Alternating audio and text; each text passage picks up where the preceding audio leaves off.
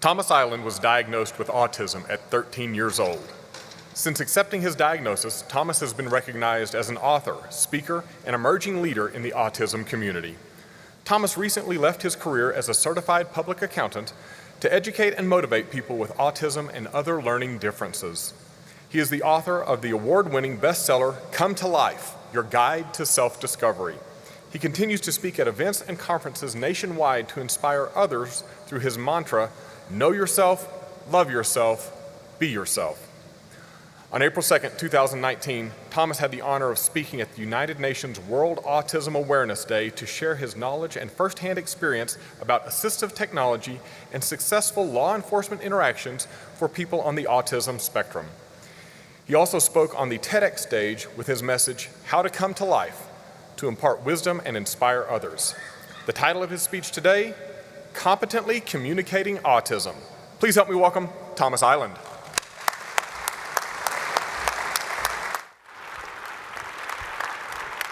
Thank you very much.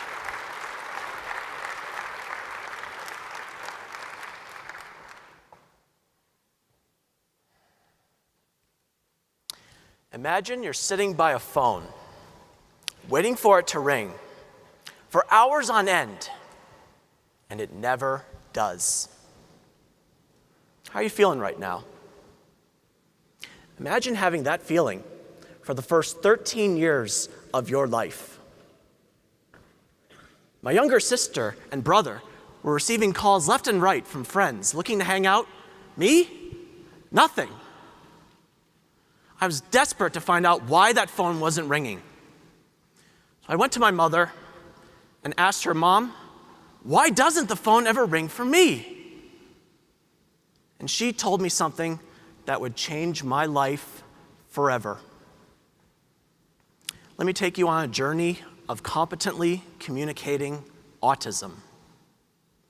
Now, for those of you that may be new to the autism world, I'll give you a little description about it. Be you a family member or a friend of someone that has autism, someone that works with people with autism, or maybe you have or think you might have autism yourself. Autism is a neurological condition that affects about 1 in 59 people in the world today. The main area it affects in life is social skills, being able to start and maintain a conversation. Communication difficulties are common in people with autism. Reading nonverbal cues, having difficulty reading facial expressions, picking up on body language. Also sensory sensitivities. These lights, the sounds, even temperature might be a bit much for someone with autism, but I'm okay. When I was born, the main source of autism in the media was the movie Rain Man. How many of you have seen Rain Man? Dustin Hoffman, quite a lot of you, awesome. Well, I hate to break it to you, but I'm not Dustin Hoffman in the movie Rain Man. I can't count a pile of toothpicks on the floor like that. I am a CPA, but I can't do complex multiplication at the drop of a hat, and I can't count cards in Las Vegas. If I could, though, I'd probably clean out the house. They'd kick me out. My mother had a different approach to tell me about my diagnosis. First, she let me know, rather than saying, I don't have any friends, she let me know I'm still learning how to make friends. She also mentioned I had some differences, and that these differences fit a pattern. She asked me if I wanted to know what that pattern was called. I said, no, I don't. And I stormed off to my room. I slammed the door behind me. I must have cried into my pillow for a good hour. The very thought of me being different, the idea that my brain might be broken, the possibility that I may never have friends, it was devastating to me. I wanted to stay in my room forever. And then it hit me. I had a hero in my life. Someone that turned stress into strength. Someone that faced his fears because he had a powerful mind. Someone who made a difference despite being different.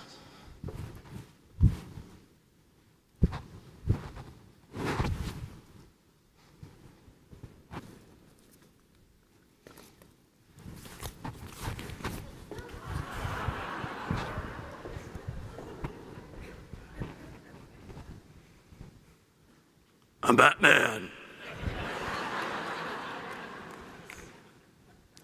I was at a crossroads. I could stay in my room, be in denial, and let my fear overcome me, or I could venture into the darkness, face my fears, and overcome the challenges in my life. I decided it's time to become vulnerable and become the hero in my own life. I emerged from the room, went back to my mother and said, "Okay, Mom, what's the pattern called?" And that's when I found out that I had autism. I tell you that story, ladies and gentlemen, because people with autism need to know they have it. And my mother gave me a very special gift that day on top of my diagnosis. She assured me that my parents, my siblings, my family would love me no matter what. Unconditional love. That is what people with and without autism need to know. It sets the tone for the rest of their life and helps them love themselves, and see that they are worthy and capable of love. That's how my diagnosis was competently communicated to me.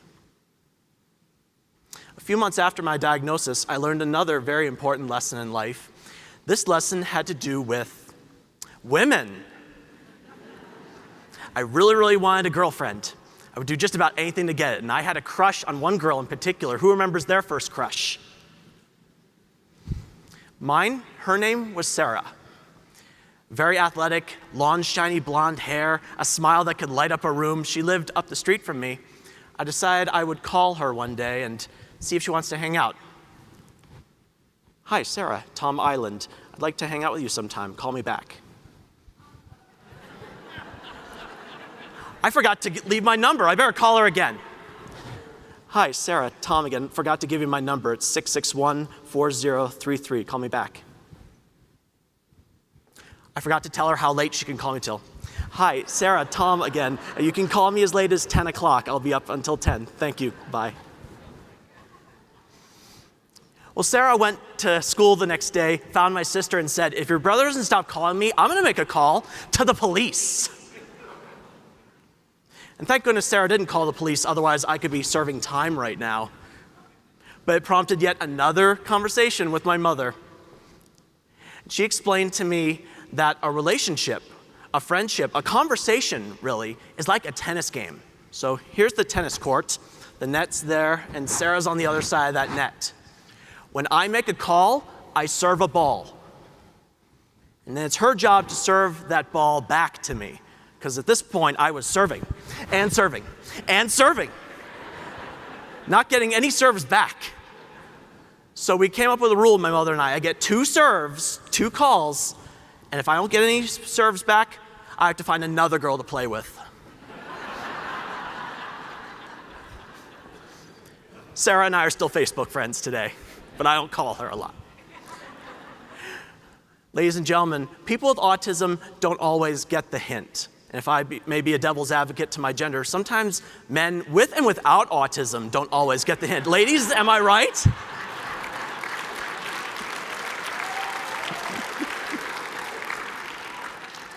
But sharing with us, people with autism, your wisdom, your experience, your knowledge, how do you know someone is interested in you? What do you do when you're not interested? Helping us fill in the blanks can help us lead a better quality of life, particularly when it comes to dating. My sister shared her knowledge and wisdom with me being a girl. She said, "Tom, girls like a guy who keeps himself clean. Girls like a guy who knows how to cook. And girls like a guy who knows how to dance." So I cleaned myself up, learned how to cook, and learned how to dance, and I got dates. It can work. And that's how relationships were competently communicated to me.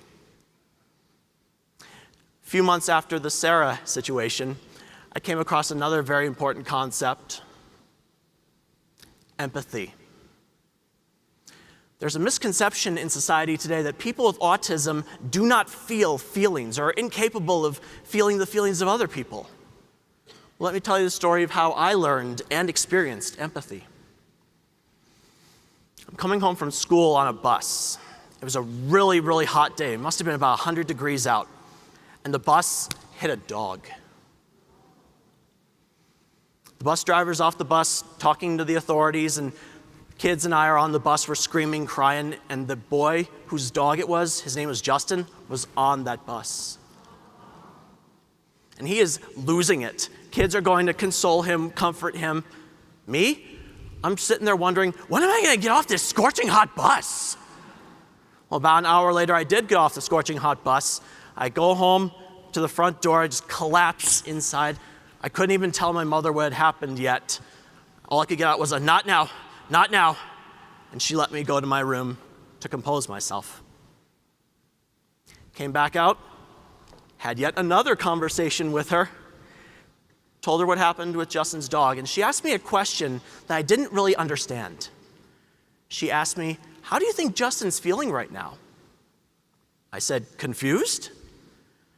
She then asked me a question.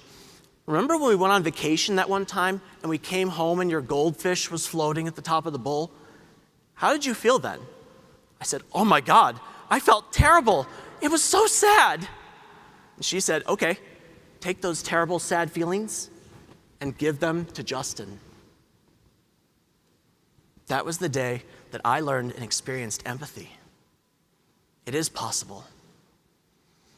How we frame the questions, how we show people with autism what it's like to be in that situation. Rather than ask, "How would you feel if?" ask, "How did you feel when?" They'll know or have an idea of how it feels to have been in that situation and can apply that to the situation at hand. Now, I want to address that some people with autism may have flat facial expressions or affects. It does not mean that they don't care.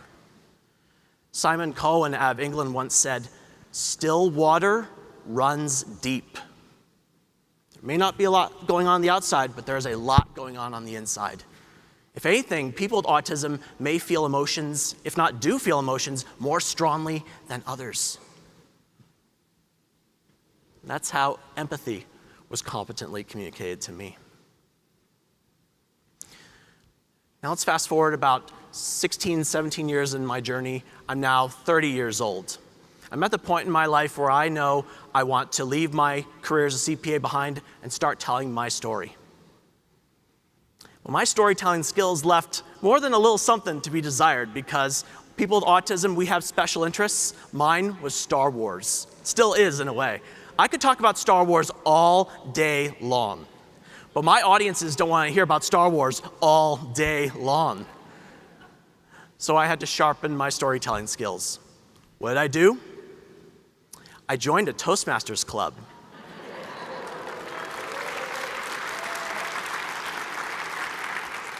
And I'm telling you this story, ladies and gentlemen, because people with autism can benefit from Toastmasters. As I started going through the speeches, I started seeing a lot of myself in what these speeches were addressing. They have one speech about how to say it. People with autism, those flat affects, they may not have a good idea of when sarcasm is being used. You may know the difference between "I'm having a great day" and "I'm having a great day." People with autism may not pick up on that at first. Or researching a topic you're not familiar with. For a long time when I was growing up, I would say lines from movies and TV shows in general conversation, even if it didn't make sense, even if it didn't apply to that particular conversation. Researching topics through Toastmasters has helped me expand my creativity, come up with my own ideas, have my own thoughts, and I own them. And now I inspire my audience, telling my story, what I've learned, what I've experienced, so it can help you better understand autism and the people that have it. And I'm now mentoring people with and without autism. In my home club, just 2 weeks ago, we had a young man with autism give his very first icebreaker speech, the very first speech a Toastmaster gives. And this young man, on top of autism, has brain lesions, so he would speak kind of slowly at best. And he knew he wanted to give his icebreaker on his special interest, Julia Roberts. And I totally let him go forward with it. So we're sitting down. getting his ideas out there, why he loves Julia Roberts. He gets up there to the lectern that day, gives the icebreaker speech. Ladies and gentlemen, that is why I do what I do today. The love, the support in the community in that room that day, it's why I am doing what I'm doing today. I want to close with some stories, or rather, a call to action of how you can help people with autism. Because I've shared my stories of being loved, being in love, and being loving. And people with autism, they want friendship, they want relationships, they want companionship, but it doesn't come naturally to them. We need your help. I encourage you, ladies and gentlemen, to improve the quality of life for people with autism. Give them that unconditional love, acceptance, and guidance that they need so they can live their best life. Help us fill in those blanks. We're not always going to get it right the first time, or the second, or the third, but that determination, that patience that you all possess is what's going to help people with autism become their best selves. Whether you're a parent, a professional, or even a peer, you have more power than you think, and you have more influence on a person with autism than you may believe. What you have to offer could change their life forever. I'm going to close with a message to people with autism, or those on the autism spectrum, or those that are autistic, however else you may identify. It's time to stand on your own 2 feet and know who you are. You are worthy and capable of love. It begins with you loving yourself first and foremost. And you can be the hero in your life, not by hiding behind a mask, but by removing your mask and letting your true, authentic self known to the world. No one tells your story better than you do. It's time to tell your story. It's time to begin competently communicating autism. Mr. Toastmaster.